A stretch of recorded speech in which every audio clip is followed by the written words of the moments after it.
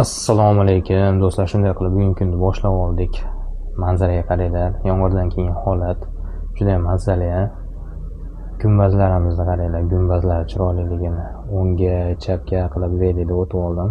Yomg'irning suvlaridan issiqqina nonlarni olib uyga velida ketdim. Ishga borsam ustozimiz ishni boshlab yuboribdi.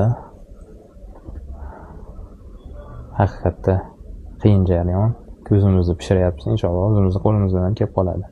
Shu holatda bitta telefon kelib qoldi, gnezdosi bilan batareykasini almashtirish kerak.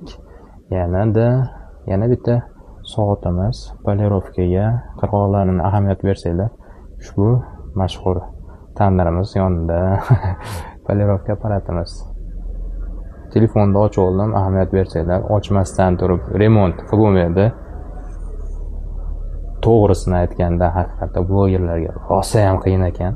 Bitta telefonni bitta qo'lga olib, ikkinchi qo'lda telefonni ochish ustalarga o'xshab bitta qo'lda ochish juda ham murakkab holat.